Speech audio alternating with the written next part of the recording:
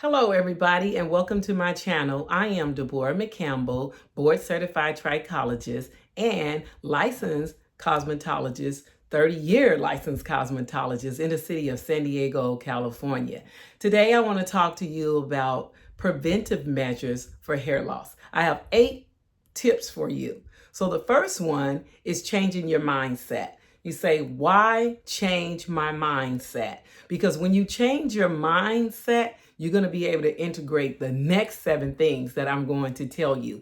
Anytime you attempting anything, it starts in the mind, changing the way you think. And when I think about changing your mindset, I'm talking about the way you see yourself, the way you view yourself, the way you honor yourself, the way you value yourself. So with that being said, I want you to know that you are special. You are loved, you're beautiful, and you're unique.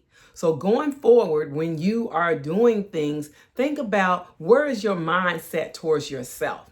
Okay, so if you value yourself, you're going to do things that is going to honor yourself. And when you honor yourself, you're going to choose things that honors yourself. Good things. Everything that we do don't always honor us.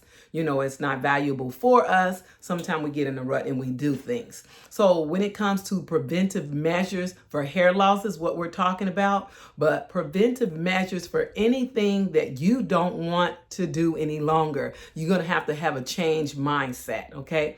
So number 2, maintaining a well-balanced diet would definitely help you to prevent measures for hair loss. But also these tips are good if you want to achieve healthier hair and scalp, okay? So maintaining a well-balanced diet looks like eating lean meats if you're not a vegetarian. If you're a vegetarian, that means that you're going to have to keep track of how much protein you're eating, okay? Because most vegetarians do not know how much protein they are getting in their diet. And why am I talking about protein?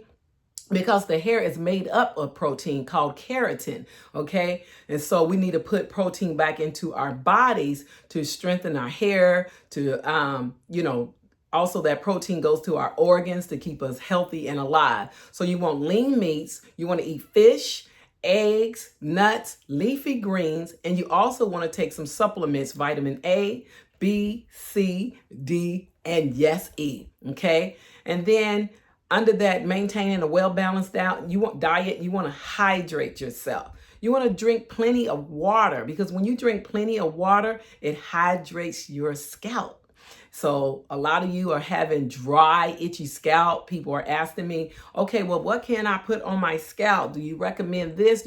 I recommend put nothing on your scalp because if you put oil on your scalp, all that's going to do is clog your pores.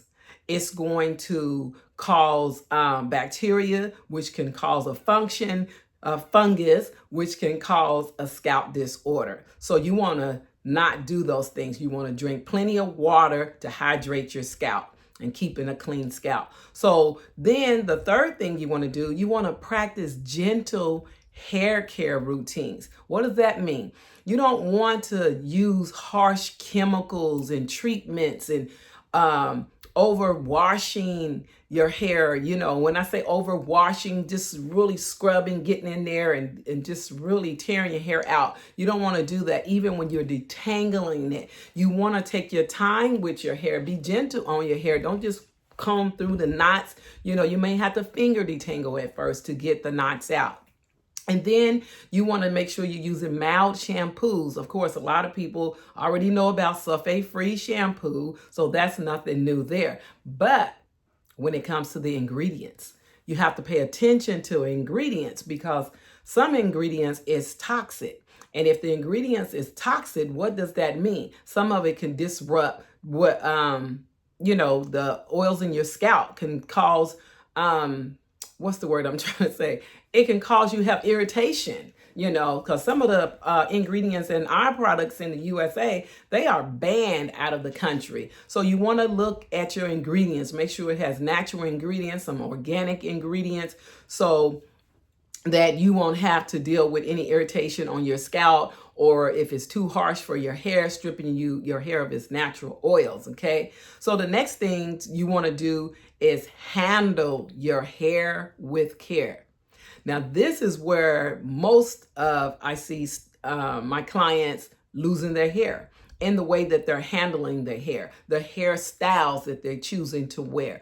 So you want to avoid those tight hairstyles, those hairstyles that you're wearing repeatedly that is going to cause the hair strands to break down and get weak. Because face it, if you continue to do those things, you're not using preventive measures to not have hair loss. You're going to have hair thinning. You're going to have hair loss.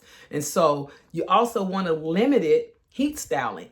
And when I say heat styling, I'm not talking about sitting under a hooded dryer when you're conditioning it or a steamer. I'm talking about using blow dryers, flat irons, curling wands, things like that. You know, those of you that press your hair out, you just want to be careful. You can press your hair. I'm not saying you cannot, but if you're going to press it, you don't want to have the heat too high, and you just don't want to put heat on unclean hair, because that damages the hair as well. And then the next thing I want to tell you to look at is the scalp care. We on number 5. You want to keep the scalp clean, free of oils and product buildup, things like that. You know, because when you keep the scalp clean, that's where the hair grows out of the scalp. It's going to set the scalp up so that it can produce some healthy hair. Then also you want to do some regular massaging to your scalp. Why are you going to massage your scalp? Because it improves the circulation, the blood circulation, okay? The oxygen, getting it to flow through the hair follicles, giving it stimulation, and it's going to also improve your blood circulation when you do that. And then the next thing, which is number 6, managing your stress. Managing your stress is really a big one when it comes to preventive measures for hair loss. Because if you don't manage your stress, then stress causes hair loss. It causes the body to be sickness. Stress causes a lot of things. So, adopt some breathing techniques, some exercise, dancing, whatever it is that you do to manage your stress. You definitely want to manage your stress, because sometimes you don't have a choice about things in life that happens, like life events that's very challenging. There's good events and there's bad events, such as getting married, going to college, buying a home. But then you got the other things that could be very stressful, such as a death of a loved one, a sickness of a loved one, divorce, broken relationships. Those can really take a toll on you. And not only do they take a toll on you, it takes a toll on your mind. And so everything is just imbalanced. So you want to manage the stress to try to remain balanced at all times. And then number 7, we're looking at medical and health. You're saying, what do you mean medical and health? You have to get a physical, at least you should. You should get a physical annually, including blood work, okay? This way, if you have any underlying medical conditions, you can find out. You can find out if you have any vitamin deficiency, any type of deficiency that is going to cause your hair to have hair loss.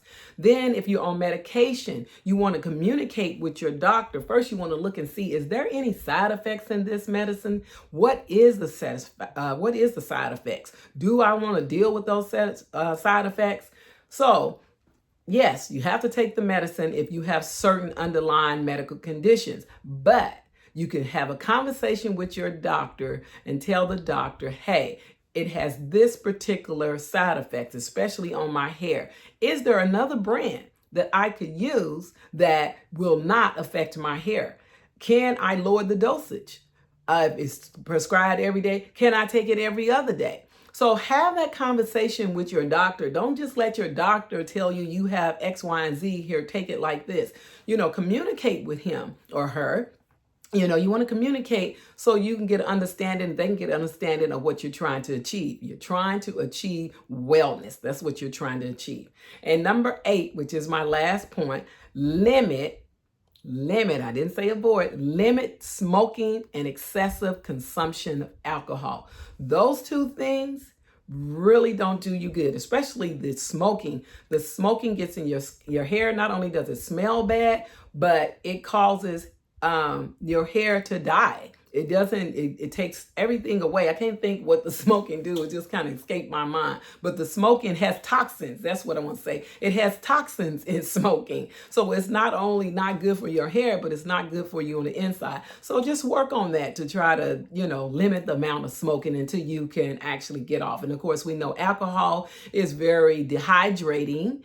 And so if you drink and consume it excessively, that means it's going to deplete you of the hydration that you need. Okay. And so also I want to talk about a couple of things that I have as far as natural remedies that you can do at home. I got 3 of them for you, and I wrote them down so I won't forget. 1, you can use organic apple cider vinegar rinse. Why would you use that? Because it's going to remove the buildup and balance your scalp. Okay, so all you do is after you shampoo and condition, you just put it in a spray bottle. You want to make sure you get organic. Okay, you're going to put it in a spray bottle, and it's 1 quart of apple cider vinegar and 2 quarts of water. So you make sure you dilute it properly. Okay, and so then after you have shampooed, then you rinse it out and you put the spray on there, the apple cider vinegar on there after the shampoo. And so I know you probably think about it's going to smell like vinegar. No. Just rinse it out after, leave it on for 15 minutes, massage. Put some processing gloves on. Those disposable gloves, not processing gloves. The disposable gloves, because you can massage smoothly, and that's what you want to do all over the scalp. You want to massage while you got this apple cider vinegar in it. Let it sit in there for about 15 minutes. Then you can rinse it out. You can condition your hair. Not condition, don't put the conditioner on your scalp, but you can put conditioner on your hair if you like, and then you can style as usual. The second natural hair and scalp treatment is the aloe vera mask. Aloe vera is absolutely amazing for your scalp and your skin. But what you want to do, because there are so many different type of aloe vera plants, make sure you go to the groceries to get your aloe vera plant. The long green pointy thing, you cut it in half, because what's inside the gel-like substance in the plant is very it's medicine for the scalp, especially if you have an irritated scalp. It calms that scalp down. You won't have that irritation. It reduces dandruff, and it also promotes growth. Okay, so what you're gonna do with that is don't shampoo your hair. You're gonna put it all throughout the scalp, leave it on for about 15 minutes, up until 30 minutes, massaging, getting the blood flowing, to loosen up any debris, any buildup, any dandruff, anything that's on the scalp. When you massage it, it's going to promote the blood circulation in the scalp. And then the next and final treatment is a green tea rinse. Oh, let me go back. So after you have let the aloe vera mask sit on there for 15 minutes, then you can rinse that out, okay? And then you shampoo and condition as normal.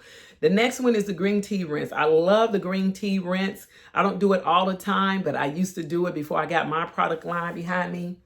Anyway, so yeah, what the green tea rinse does, it promotes growth. Yes. And it reduces hair loss. Okay, so all you need to do is brew 3 bags in 1 cup of water. Let it cool, put it in a spray bottle, and after you've shampooed and conditioned, let that be your final rinse. Okay, so those are the measurements that you need, the measures that you need to take to prevent hair loss and to achieve healthier hair. And then I gave you those 3 natural treatments that you can use at home. So thank you for watching. That is all I have for you today. Please subscribe, hit the notification button. Tell me what you would like for me to talk about. I would love to come back on here and talk to you about whatever you have concerns as far as with your hair or your scalp. So have a great day. And thanks again. It's your girl, DeBorah, licensed cosmetologist, board certified trichologist located in the city of San Diego. Bye. I love you.